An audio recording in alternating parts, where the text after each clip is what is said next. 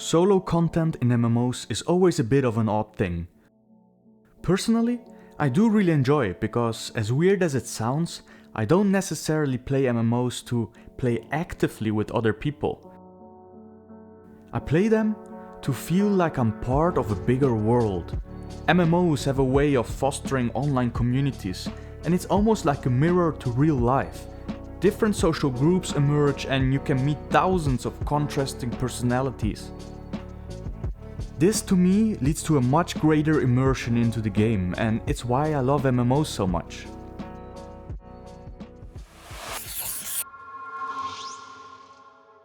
Welcome, ladies and gentlemen, Master of None here. Last episode we took a bit of a detour and talked about PvP in Guild Wars 2. Today I'm back catching up with the story.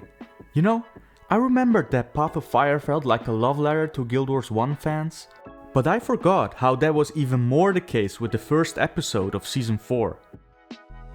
Going back to Easton always hits me differently and is paired with such an incredible nostalgia wave. A certain part of the story that takes place in a cave is especially amazing, and it always makes me a bit sad for the character you meet there. I won't go into detail since I don't want to spoil it for anyone who hasn't played through that part yet, and is also a Guild Wars 1 player.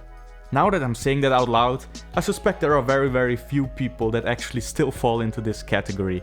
Anyway, about the Easton. Is anyone else a bit bummed out that Kamadan is a meta event? I would love to AFK in there and relive the good old days. On the topic of being AFK, please don't be AFK for this video and hit that like button, so others can enjoy it too. What I want to talk about today is the amount of solo content that is available in Guild Wars 2. It's actually rather mind-blowing. Since coming back to the game, I've not touched a single quote-unquote endgame instance yet, which is crazy to me because for many years most of my in-game hours were spent in dungeons and fractals. Story content often felt quite insignificant since it was just something I finished in a couple hours after the new patch hit and then went back into the same instances. However, over the years Guild Wars 2 has had so many story patches that the amount of content is almost overwhelming. As of time of recording, my Revenant has 110 hours of playtime and I just started episode 3 of season 4. I haven't even engaged with all the living world maps properly again, only what was needed to push the story forward. I'm super excited that I have a reason to go back to all of those maps to work on their return to achievements.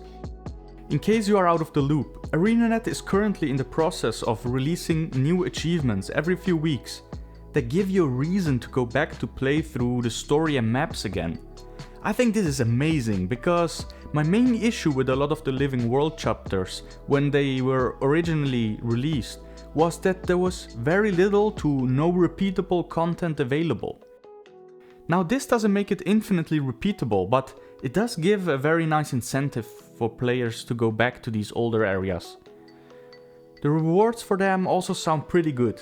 By finishing all of them you will receive a precursor for a new End of Dragons legendary, and it should also allow you to get started on a new legendary amulet, although I haven't looked up the details yet. I think Guild Wars 2 hits the mark on a lot of things regarding solo content, but misses out on others as well. My biggest gripe with it is that there is no challenge or fail state. No challenge is not completely true, since when you start going for the achievements, which I highly recommend by the way, there will be a few in there that are harder to get. Not having the chance to fail, since any big boss won't even regenerate their health if you die, takes out a lot of the urgency for me. It makes it feel like my actions don't really matter.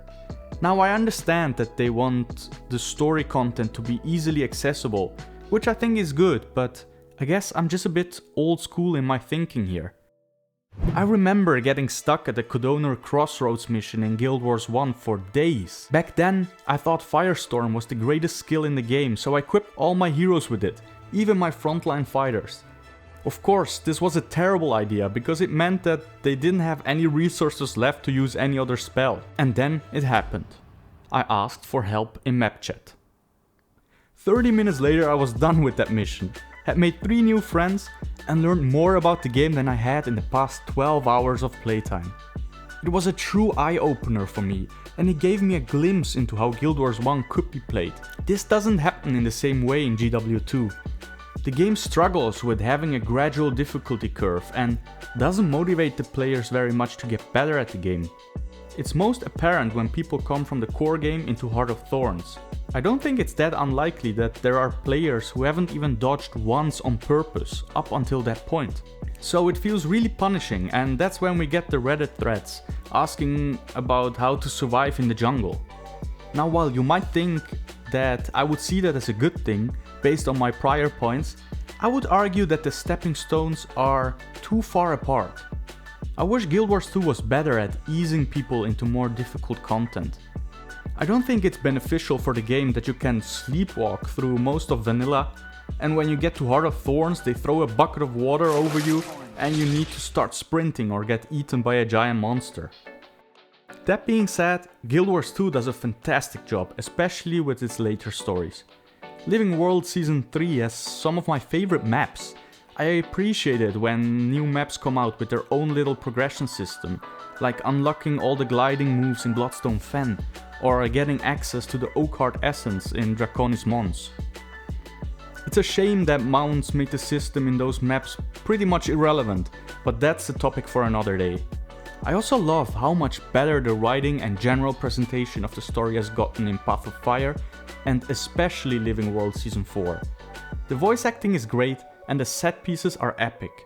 As a side note, make sure to interact with the NPCs after every story mission. They have some great dialogue and add a lot to the story. There is still so much they want to do before End of Dragon releases. To just name a few things off my list. Finish the story including Icebrut Saga. Get through all the Return to achievements. Get a Sky skill. Check out Strikes. Get back into Fractals. Maybe try out raids and start working on legendary armor. Probably all in that order. As you can see, all the solo stuff is up first. Do you have a favorite piece of solo content in Guild Wars 2? Or any other MMO? Let me know in the comments below. For me it was definitely Liadri the Concealing Dark in the Crown Pavilion when it was released for the first time. Beating that boss felt so good. I have to say I'm getting more and more excited to play through the Icebrut Saga, even though people are warning me not to be. It's just, while playing through everything again has been a great experience, it's nothing new and I love new stuff.